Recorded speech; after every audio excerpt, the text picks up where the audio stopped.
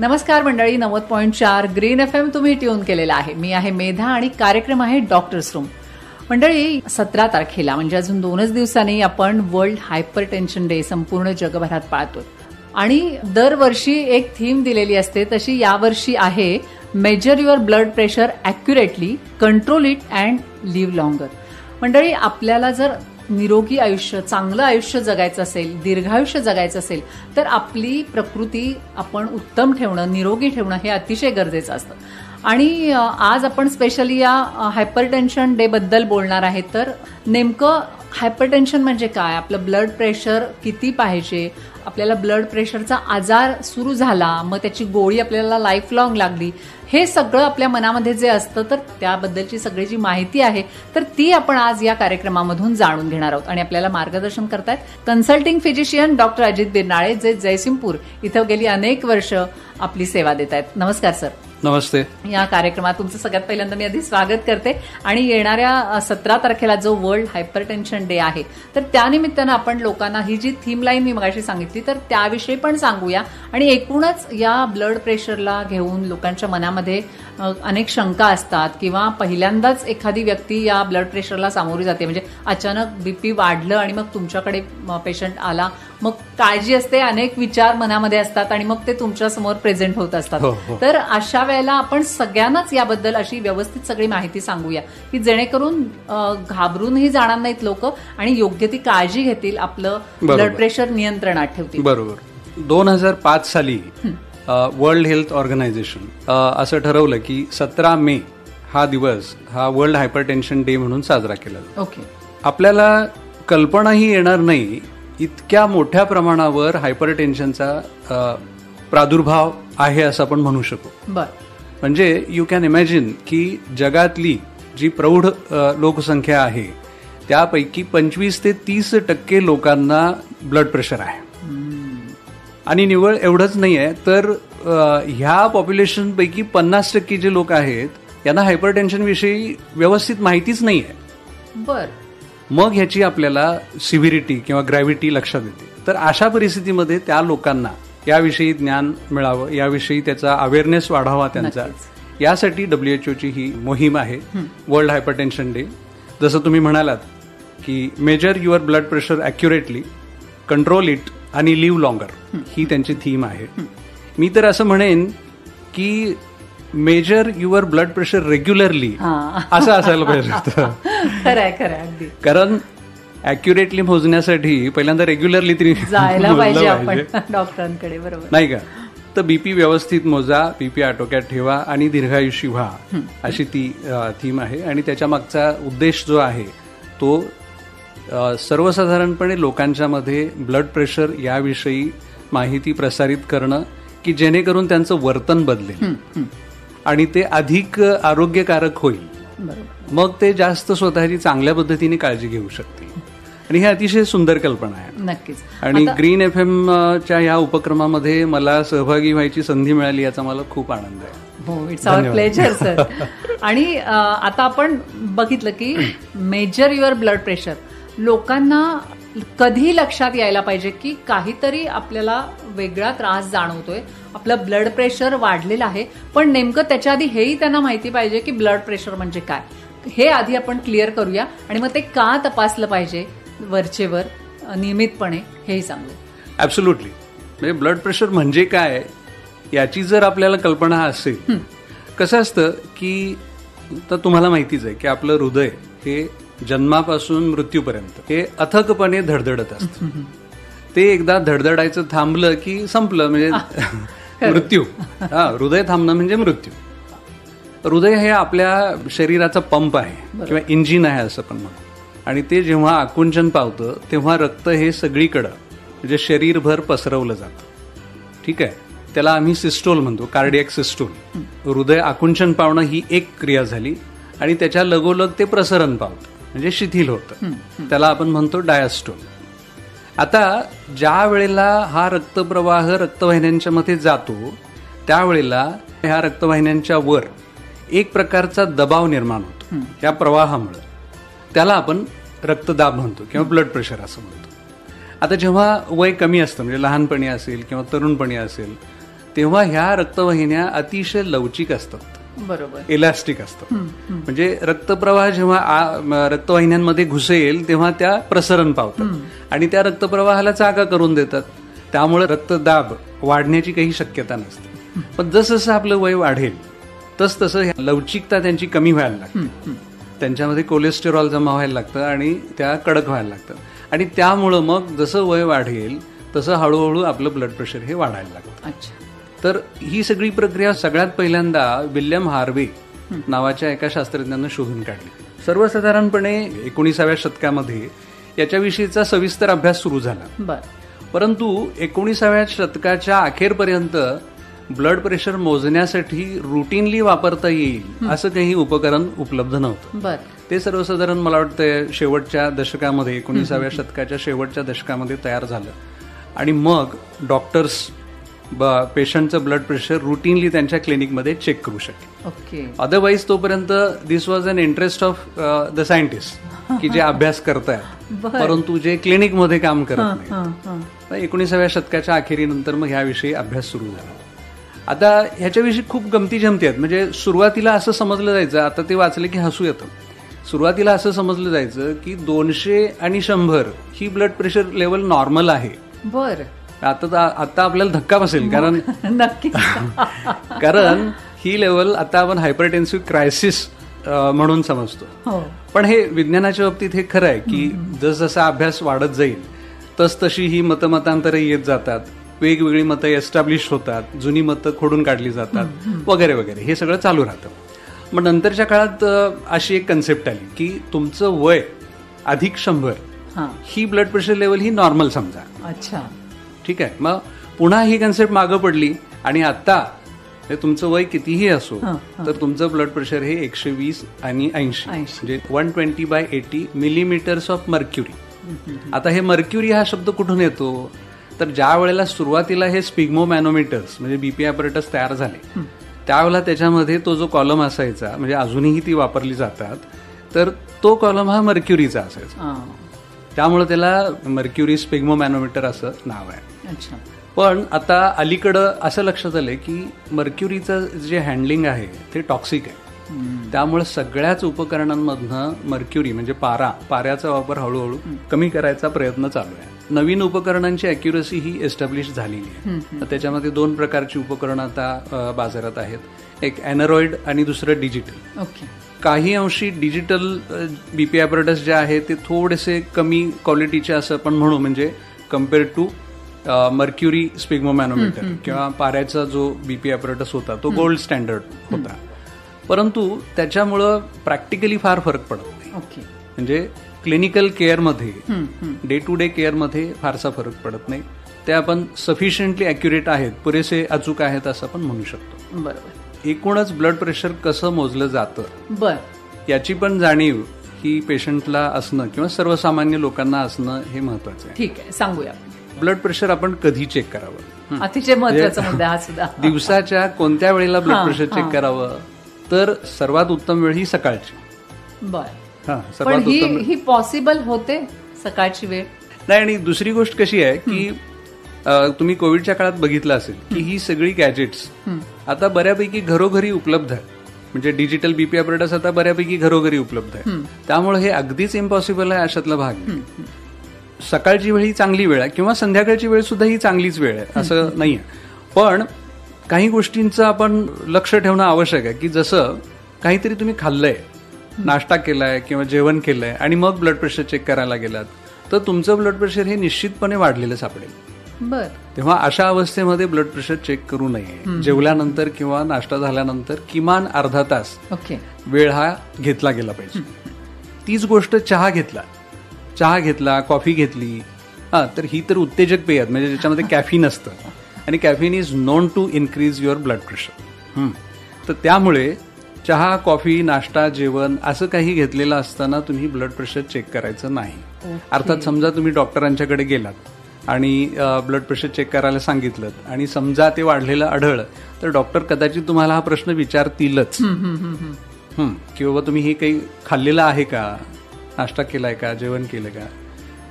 समजा तुम्ही व्यायाम करून आलात म्हणजे चालून आला त्यांनी लगेच ब्लड प्रेशर चेक केलं तर ऑब्व्हियसली ते वाढलेलंच असणार आहे. किंवा समजा तुमचा कोणाशी वाद झालाय, म्हणजे बायकोवर वाद झालाय, नवऱ्याबरोबर वाद झालाय आणि ब्लड प्रेशर चेक केलं तर ते 100% वाढलेलं सापडेल. तेव्हा ह्या काही गोष्टी आपण टाळल्या पाहिजेत हे ब्लड प्रेशर चेक करण्यापूर्वी. अर्थात जर तुम्ही हे डॉक्टरांच्याकडे गेलात तर ते बघतीलच, पण आता मी मगाशी म्हटलं तसं तुम्ही घरच्या घरी पण ब्लड प्रेशर चेक करू शकाल. कारण डिजिटल बीपी ॲपरेटस आता उपलब्ध आहेत, ती स्वस्त आहेत, तुलनेनं स्वस्त आहेत. मग तेव्हा चेक करताना ही काळजी घ्यायला पाहिजे की म्हणजे आता आपण ज्या गोष्टी बघितल्या त्या टाळणं किंवा त्याच्यानंतर किमान एक अर्धा तास 1 तास जेव्हा क्लिनिकमध्ये पेशंट येतो तेव्हा आम्ही काय करतो, त्यांना एक 10-15 मिनिटं शांत डोळे मिटून बसायला सांगतो आणि नंतरच त्यांना केबिनमध्ये बोलवतो. त्यात आणखीन एक गंमत आहे बरं का, म्हणजे काही पेशंट असे असतात की त्यांचं ब्लड प्रेशर खरोखर क्लिनिकमध्ये आल्यामुळं वाढतं, ज्याला व्हाईट कोट हायपरटेन्शन, म्हणजे याच्या उलटही असतं. म्हणजे काही लोकांचं घरी वाढलेलं असतं आणि हॉस्पिटलमध्ये म्हणजे क्लिनिकमध्ये कमी दिसतं, त्याला मास्क्ड हायपरटेन्शन असं म्हणतात. आता अलीकडं नवीन काही कन्सेप्ट यायला लागलेले आहेत, त्याच्यामध्ये ह्या सगळ्याचा विचार करून अँब्युलेटरी ब्लड प्रेशर मॉनिटरिंग म्हणजे तुमच्या दैनंदिन ऍक्टिव्हिटीज सुरू असताना 24 तासात अनेक ब्लड प्रेशरची रिडिंग्स घेतात. त्यासाठी एक बीपी ॲपरेटस तुम्हाला 24 तास बांधून ठेवलेलं असतं आणि ते रेकॉर्ड करत राहतं आणि त्याचा ग्राफ प्लॉट केला जातो. त्याचा अभ्यास केल्यानंतर आता असं लक्षात येतं की सगळ्यांचं ब्लड प्रेशर सारखं नाही आणि ह्याची करोलरी अशी आहे की मग सगळ्यांची ट्रीटमेंट पण सारखी नाही. ठीक आहे, म्हणजे माझं ब्लड प्रेशर थोडं वेगळं असेल, तुमचं थोडं वेगळं असेल, आणखीन तिसऱ्या माणसाचं थोडं वेगळं असेल. तर ही एक अगदी अत्याधुनिक किंवा करंट कन्सेप्ट असं आपण म्हणतो की ही आता उदयाला यायला लागलेली आहे. म्हणजे कधीतरी एकदा एक 8 दिवसातून 15 दिवसातून किंवा महिन्यातून ब्लड प्रेशर रिडिंग घ्यायचं आणि त्यावर ट्रीटमेंट ठरवायची, हे दिवस कदाचित नजीकच्या भविष्यकाळात निघून जातील. So you will be recording it for 24 hours. तुमचं ब्लड प्रेशर कधी वाढतंय. सर्वसाधारणपणे रात्रीच्या वेळेला ब्लड प्रेशर हे कमी व्हायला पाहिजे, that is non as dipping. ठीक आहे, पण काही लोकांचं हे डिपिंग होत नाही, तर मग गोळ्यांचं जे टायमिंग आहे ते त्यानुसार ऍडजस्ट करणं ही गोष्ट आता सुरू झाली आहे. नक्कीच. अजून ती क्लिनिकल प्रॅक्टिसमध्ये तितकीशी दिसत नाही, परंतु थोड्या दिवसात येत्या 5-10 वर्षामध्ये ती रुटीन होऊन जाईल. अच्छा, मंडळी खूप महत्वाच्या छोट्या छोट्या गोष्टी आपल्याला आता या डॉक्टरांच्या बोलण्यामधून कळाल्या. ब्लड प्रेशर चेक करत असताना ज्या काही गोष्टींची काळजी घ्यायची त्याबद्दल आपल्याला सरांनी आता सगळं सांगितलं. मंडळी, याच नोटवर आपण एक ब्रेक घेऊया आणि ब्रेक नंतर या ब्लड प्रेशरला घेऊन बऱ्याच गोष्टी आहेत त्या आपल्याला सरांच्याकडून ऐकायच्या.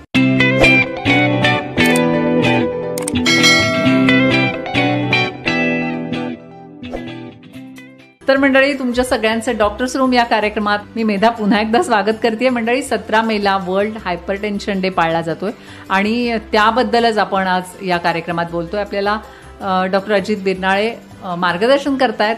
सरांनी खूप छान छान गोष्टी सांगितल्या. आपण स्पेशली बघत होतो की बीपी चेक करायला जाताना आपण काय काय काळजी घ्यायला पाहिजे. सर, आणखी काही मुद्दे याबद्दल आपण सांगणार होतो. हो हो हो.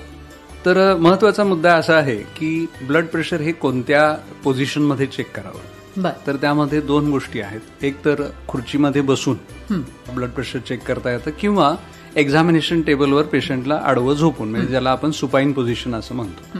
आता जेव्हा सुपाईन पोझिशनमध्ये ब्लड प्रेशर चेक केलं जातं त्यावेळेला एक काळजी घेणं आवश्यक आहे. मी हे परत परत का सांगतोय, कारण लोक आता सेल्फ मॉनिटरिंग करतायत किंवा करू शकतात, म्हणून लोकांना हे माहिती असणं अत्यंत आवश्यक आहे.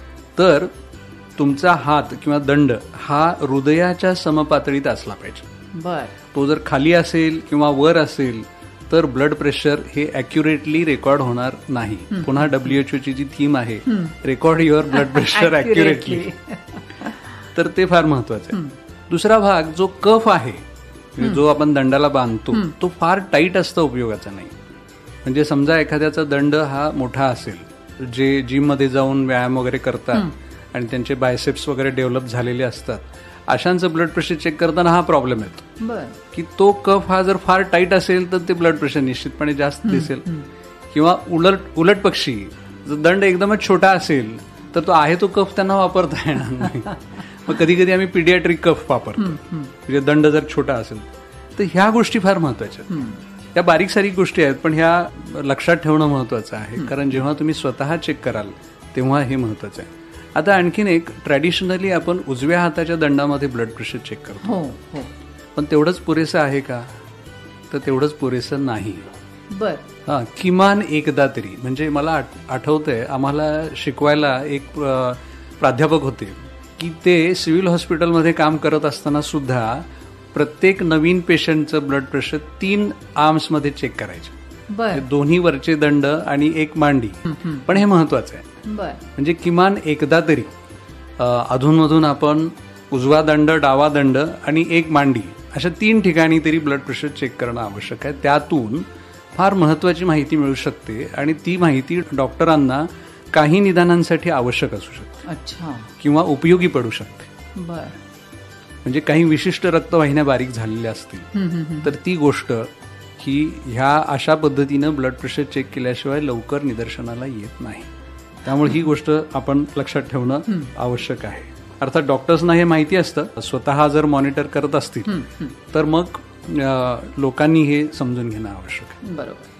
आपण सर मगाशी नॉर्मल बीपी बद्दल बोललोच की 120-80 नॉर्मल बीपी असावं, पण तरी सुद्धा याबद्दल आणखी काय स्पेसिफिकेशन असणार आहेत का? मगाशी मी म्हटलं तसं ब्लड प्रेशरच्या 2 लेवल्स असतात, सिस्टॉलिक बीपी किंवा वरची पातळी असं आपण लेमॅन्स लँग्वेजमध्ये म्हणू, आणि दुसरी लेवल म्हणजे खालची पातळी किंवा डायस्टोलिक बीपी. आता मगाशी मी म्हटलं तसं आत्ताची जी करंट कन्सेप्ट आहे त्यानुसार नॉर्मल ब्लड प्रेशर हे 120/80 120/80 मिलीमीटर्स ऑफ मर्क्युरी एवढं मानलं जातं. अर्थात ह्या दोन्ही लेवल्स इम्पॉर्टंट आहेत. ह्यातली एकच लेवल इम्पॉर्टंट आहे अशातला भाग नाही. काही वेळेला अशी ही कन्सेप्ट येऊन गेली की सिस्टॉलिक लेवल ही जास्त इम्पॉर्टंट आहे. अच्छा. काही वेळेला अभ्यासकांच्या मध्ये डायस्टोलिक ब्लड प्रेशरला जास्त महत्व दिलं गेलं. पण आत्ताची कन्सेप्ट आहे की दोन्ही लेवल्स तितक्याच महत्वाच्या आहेत आणि दोन्ही लेवल्स ह्या तितक्याच कंट्रोलमध्ये आणणं आवश्यक आहे. आता हे मगाशी म्हटलं तसं की विज्ञान विश्वामध्येही सतत मतमतांतर होत असतात, अभ्यास चालू असतो, पुरावे गोळा केले जातात वगैरे वगैरे. ब्लड प्रेशरच्या लेवलवरून हायपरटेन्शनचं स्टेजिंग करतात. तर 140 ते 160 सिस्टॉलिक लेवल, 160 ते 180, 180 ते 210 आणि 210च्या वर अशा 4 स्टेजेस केल्या जातात. आणि डायस्टोलिकच्या किंवा 90 ते 100 म्हणू आपण, 100 ते 110, 110 ते 120 आणि 120 पेक्षा जास्त. आता याचा सारांश काय आहे की जेवढं ब्लड प्रेशर तुमचं जास्त तेवढी तुम्हाला रिस्क जास्त. आता हे सगळं का करायचं, ब्लड प्रेशर चेक का करायचं किंवा ब्लड प्रेशर कंट्रोल का करायचं ते आपण पुढे बोलणार आहोत. ठीक आहे.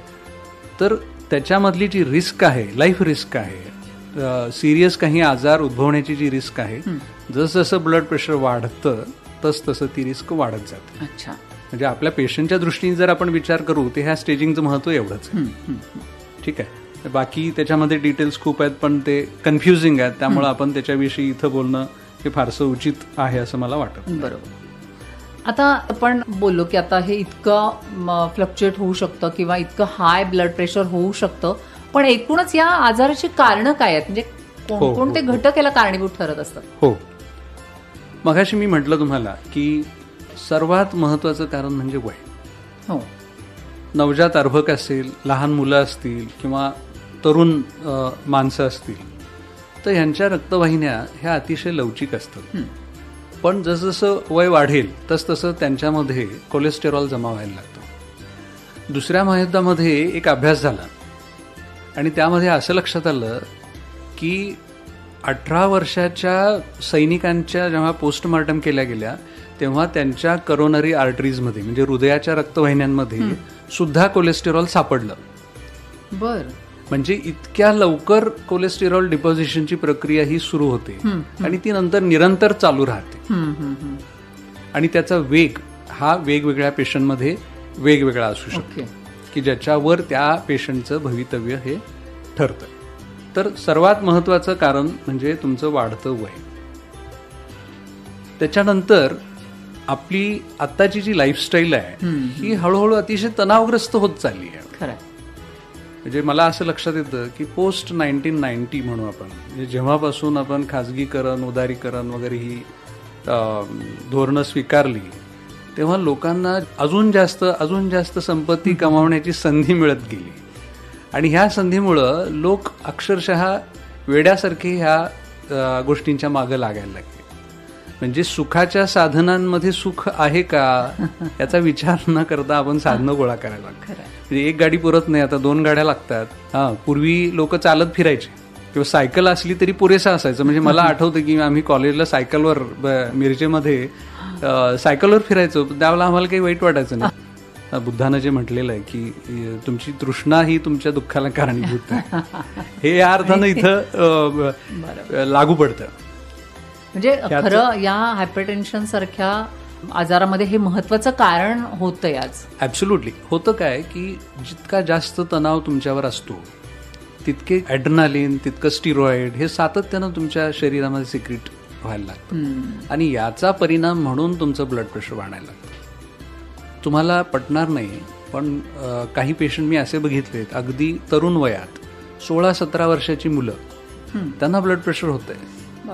आई बापांना वाटायला लागतं की आपला मुलांना नीट क्रॅक करावी, जेई क्रॅक करावी, मुलगा IIT ला जावा, मुलांना मेडिसिनला ऍडमिशन घ्यावं आणि ह्या सगळ्याचं बर्डन त्या मुलांच्यावर असतं.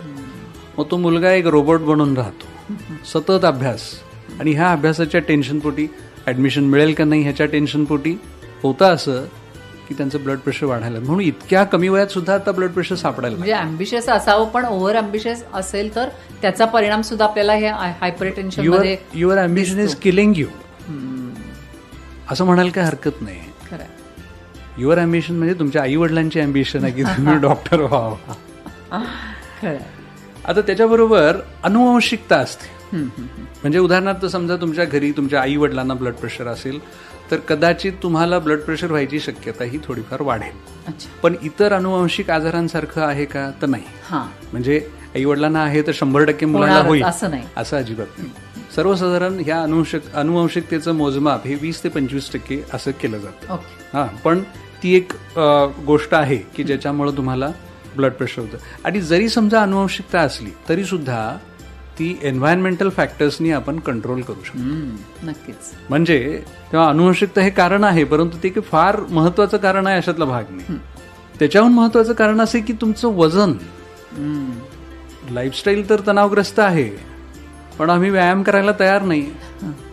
सगळी सुखाची साधनं गोळा केलेली आहेत. म्हणजे आता तुम्हाला साधं बोलायचं झालं तरी फॅन लावायला सुद्धा तुम्ही अलेक्साला सांगता.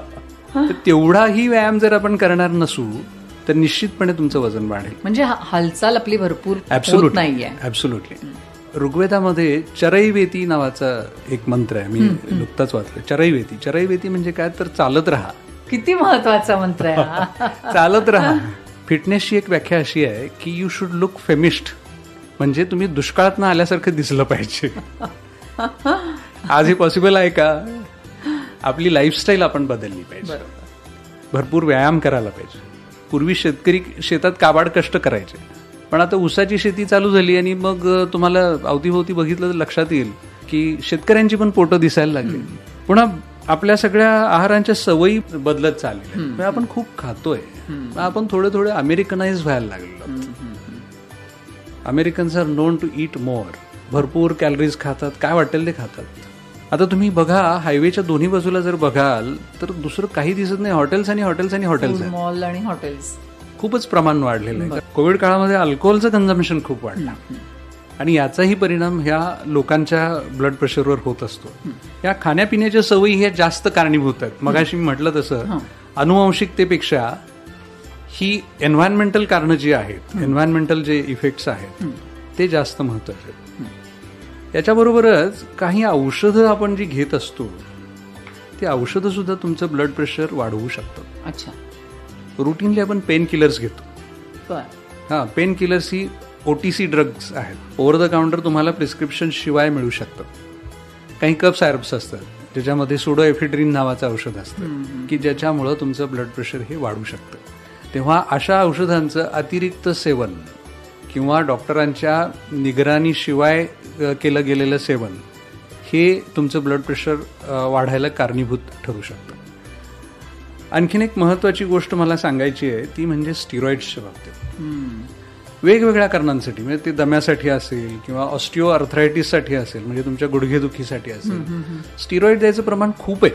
होतं काय की तुम्ही स्टिरॉइडच्या गोळ्या खाल्ल्या की लगेचच बरं वाटायला लागतं आणि पेशंटला तेच हवं असतं. आणि वर्षानुवर्षे स्टिरॉइड्स खाऊन हे लोक असे एका विशिष्ट टिपिकल त्यांची शरीर रचना व्हायला लागते. त्याला आम्ही कुशिंग सिंड्रोम असं म्हणतो. म्हणजे गाल सगळे हनुमानासारखे होतात, पोटाचा नगारा होतो आणि हातपाय काडी होतात. थोडक्यात स्टिरॉइडचा गैरवापर हा ह्या ब्लड प्रेशरसाठी कारणीभूत असतो. आता याच्या व्यतिरिक्त काही विशिष्ट वेगळे आजार असतात. आतापर्यंत जे आपण ब्लड प्रेशरची कारणं बघितली याला आपण इसेन्शियल हायपरटेन्शनची कारणं म्हणू. इसेन्शियल हायपरटेन्शन म्हणजे असं की ज्याच्यामध्ये दुसरं काही कारण असत नाही, ब्लड प्रेशर हाच मुळात एक आजार असतो. पण याच्या उलट काही आजार असे असतात की ते आजार वेगळे असतात पण त्याचा एक भाग म्हणून ब्लड प्रेशर डेव्हलप होतं. म्हणजे उदाहरणार्थ किडनीचे आजार असतात. किडनीमधून काही असे स्राव तयार होतात, त्याला रेनिन अँजिओटेन्सिन सिस्टीम असं म्हणतात. तर ते अतिरिक्त प्रमाणात जर व्हायला लागले किडनीच्या आजारामध्ये तर हळूहळू माणसाचं ब्लड प्रेशर वाढायला लागतं.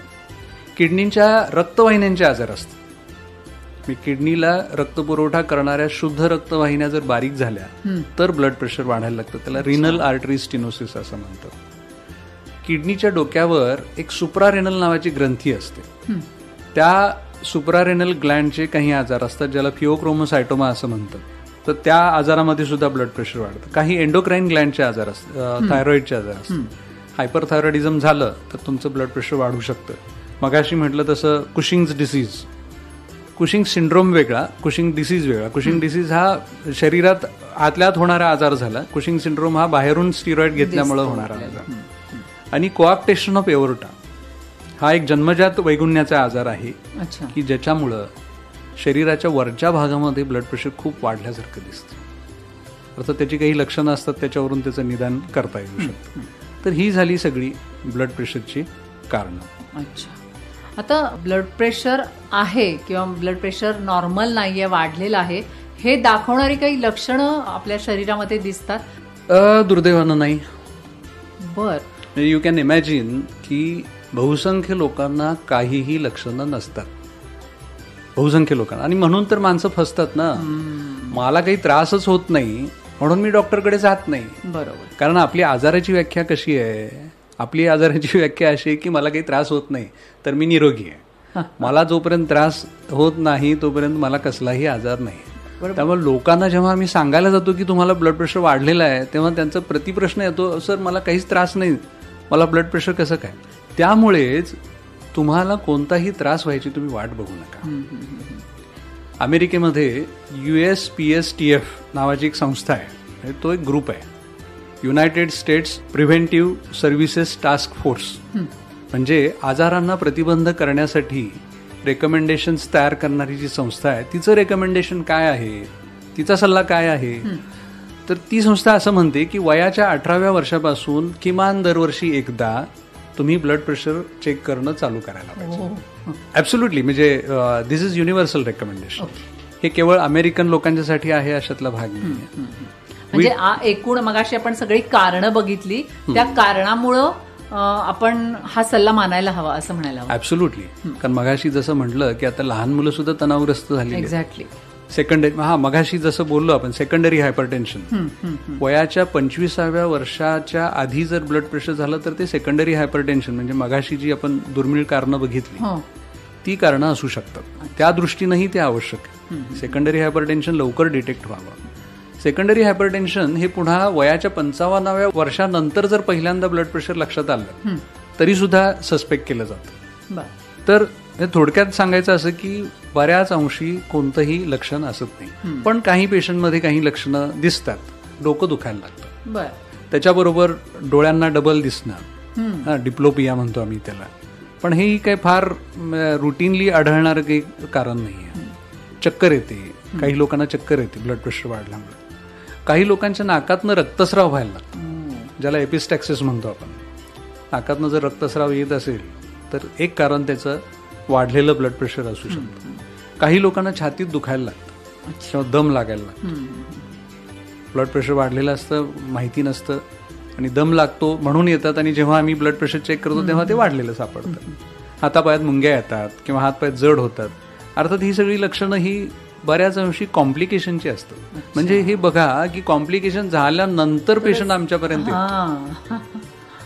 थकवा जाणवतो, पायावर सूज येते. ब्लड प्रेशर ह्या आजाराची ही लक्षणं म्हणता येत नाही, त्याच्या कॉम्प्लिकेशनची ही लक्षणं. बऱ्याच अंशी ब्लड प्रेशरची काहीही लक्षणं असत नाही, म्हणून मग ते आपण जाणीवपूर्वक तपासणं. म्हणून मी मगाशी म्हटलं की पहिल्यांदा मेजर करा. एकूणच आपण हे सगळं बघितलं, म्हणजे काही कॉम्प्लिकेशन्समुळं बीपी आपलं वाढू शकतं हे देखील आपण बघितलं.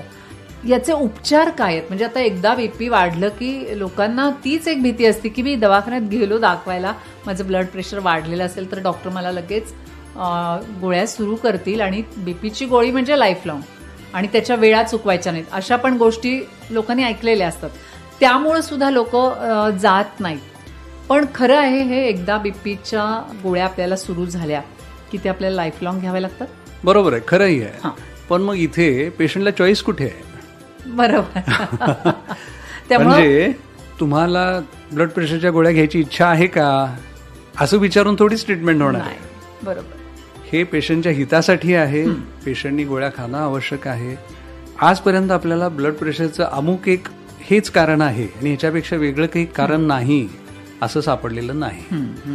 ते जोपर्यंत सापडत नाही तोपर्यंत ब्लड प्रेशर हे बरं होणार नाही. जसा डायबिटीस बरा होतो का, तर नाही बरा होत. मग आपण काय करतो? We try to control it. Exactly. म्हणून पुन्हा टॅगलाईन काय आहे? You control it. एक्झॅक्टली.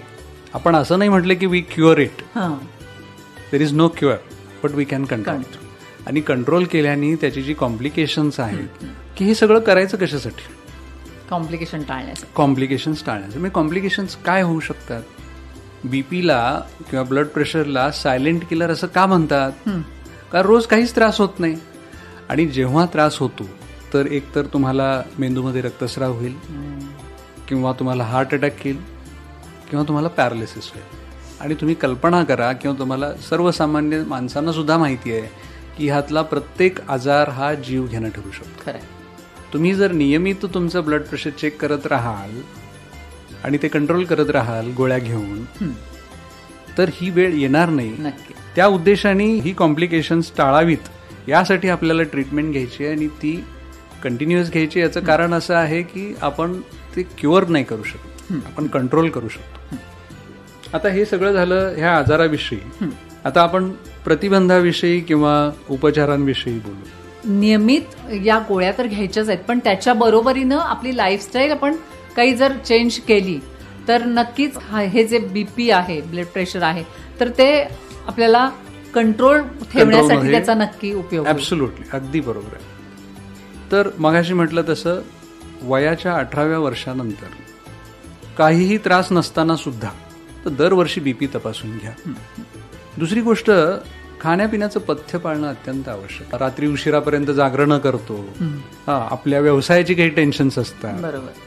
तर हे सगळं कुठंतरी आपण एक ऑर्गनाईज करायला शिकलं पाहिजे. प्राप्त परिस्थितीमध्ये आपण पूर्णपणे पूर्वीच्या लाईफस्टाईलमध्ये जाऊ शकू का? बहुतेक सगळ्या लोकांसाठी ते पॉसिबल नाही.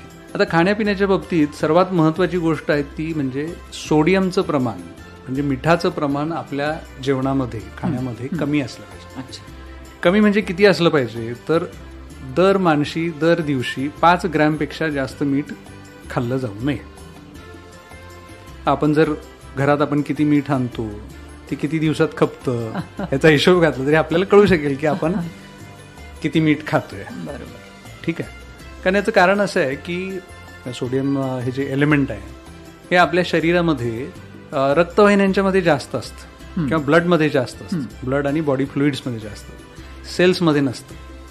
सेलमध्ये पोटॅशियम जास्त असतं. आता जेव्हा सोडियम वाढतं तेव्हा ते त्याच्याबरोबर पाण्याला आकर्षित करून घेतं. ते सोडियम जर जास्त खाल्लं तर त्याच्याबरोबर पाणी पण राहील, आणि ते रक्तवाहिन्यांच्या आतमध्ये जर राहील तर रक्तवाहिन्या फुगतील, आणि त्यामुळं मग ब्लड प्रेशर वाढ ही साधी सोपी कारणमीमांसा त्याची आहे. म्हणून आपल्या आहारामध्ये मिठाचं प्रमाण कमी करणं हे अत्यंत आवश्यक आहे. ते कसं कमी करायचं? तर ज्या पदार्थांमध्ये अतिरिक्त प्रमाणात मीठ वापरलेलं आहे, जशी काही लोणची असते, पापड आहे, सांडगी आहेत, वेफर्स आहेत, खारे शेंगदाणे आहेत, जंक फूड्स आहेत, चविष्ट लागावेत म्हणून मिठाचा वापर जास्त केलेला असतो, तेव्हा हे पदार्थ खाणं टाळणं हे अत्यंत आवश्यक आहे. पण नेहमीचं भातातलं मीठ किंवा भाजीतलं मीठ हे जे आहे हे चालतं.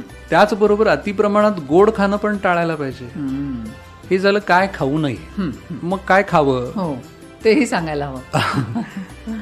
तर ज्याच्यामध्ये पोटॅशियमचं प्रमाण जास्त आहे असे कोणते पदार्थ, तर फळं आणि पालेभाज्या. रोज आपल्या आहारामध्ये किमान एखादं फळ आणि एखादी पालेभाजी असणं आवश्यक आहे. सोडियमची जागा ही पोटॅशियमनं आपल्याला रिप्लेस करायची. ज्या सीझनमध्ये जी फळं मिळतात ना ती खा.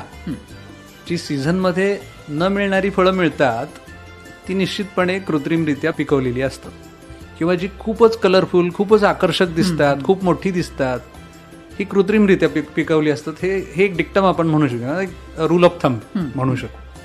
तेव्हा ही फळं टाळावीत. पण अदरवाईज जे काही रुटीनली मिळतात ती फळं भरपूर प्रमाणात सेवन करावीत आणि भरपूर व्यायाम करावा. मगाशी म्हटलं तसं चरैवेती, चाला, भरपूर चाला, चाला, पळा, खेळा, पोहायला जा, सायकल चालवा, किमान 45 मिनिटं. ब्रिस्क वॉकिंग हे लक्षात घ्या. किमान हा पण शब्द महत्वाचा आहे. आणि कसे चाला, तर भर भर भर भर चाला. मग रमत गमत तुम्ही दिवसभर चाललात तरी उपयोग होईल, नाही असं नाही, पण तितका होणार नाही. आणि व्यायामाची वेळ सोडून एरवी चाला ना, काय अडचण आहे. जिना आहे आणि लिफ्ट पण आहे, जिना वापरा, जेणेकरून तुमच्या कॅलरीज जेवढ्या काही बर्न होतील. पण कोणताही व्यायाम चालू करताना एक गोष्ट मात्र करायला पाहिजे की तुमच्या डॉक्टरांचा सल्ला घ्या. विशेष करून तुम्ही जर 50 किंवा त्याच्यापेक्षा जास्त वयाचे असाल आणि मग चालू करताय व्यायाम, तेव्हा मात्र तुम्ही डॉक्टरांचा सल्ला घेतल्याशिवाय कोणताही व्यायाम चालू करू. बरोबर. किंवा ऑलरेडी जर काही कॉम्प्लिकेशन असतील तर इतक्या तीव्र पद्धतीने व्यायाम चालू करू. बरोबर. कारण कोणताही व्यायाम हा सावकाशीनं चालू करणं आवश्यक आहे आणि हळूहळू बिल्डअप करणं आवश्यक आहे. आता ह्या सगळ्या व्यायामाला आपण कार्डिओ एक्सरसाइज असं म्हणतो. काही प्रमाणात वजन उचलण्याचाही व्यायाम करणं आवश्यक आहे.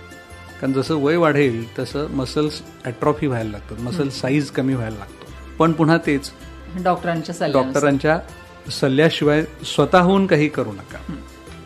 हे झाल्यानंतर योगासनं, प्राणायाम, दीर्घश्वसन आणि ध्यानधारणा. सकाळची 10 मिनिटं किंवा संध्याकाळची 10 मिनिटं तुम्ही शांत बसून जर ध्यानधारणा करू शकाल तर तुमचं ब्लड प्रेशर हे निश्चितपणे कमी होणार आहे. व्यवस्थित शिकून घेऊन करा. बरं, एवढं करून पुन्हा हे अशी अपेक्षा करू नका की औषधं बंद होतील, मला काही त्रास नाही, मी डॉक्टरकडे का जाऊ, हा आपला भ्रम आहे, तो बाळगू नका. काळजी घ्या, म्हणजे काळजी करावी लागणार नाही. अगदी खरा मुद्दा शेवटी सरांनी सांगितला की काळजी करू नका, तर काळजी घ्या, आपल्या शरीराची काळजी घ्या. म्हणजेच आपल्याला होणारे आजार आहेत किंवा जे झालेले आहेत तर त्यांची योग्य व्यवस्थित काळजी घेतली तर चांगलं आणि दीर्घायुष्य जगू शकतो. आणि ते कसं जगू शकतो, त्याच्यासाठी काय काय करायचं हे मुलाखतीतून तुम्ही आता अगदी डिटेल ऐकलेलं आहे. तर सर, तुम्ही इथं येऊन खरंच खूप डिटेल माहिती दिलेली आहे आमच्या लिसनर्सना. त्यासाठी मी तुमचे मनापासून आभार मानते. Thank you very much. आपण मला इथं बोलावलं आणि बोलण्याची संधी दिली त्याबद्दल मी तुमचा आभारी आहे. तर मंडळी, आता आपल्याबरोबर होते जयसिंगपूरचे डॉक्टर अजित बिनाळे. या वर्ल्ड हायपरटेन्शन डेच्या अनुषंगानं आज आपण बोललो. आजचीच एखादी तज्ज्ञांबरोबरची मुलाखत तुम्ही ऐकाल पुढच्या रविवारी. पण आज मात्र आम्हाला इथेच निरोप द्या. नमस्कार. थँक्यू.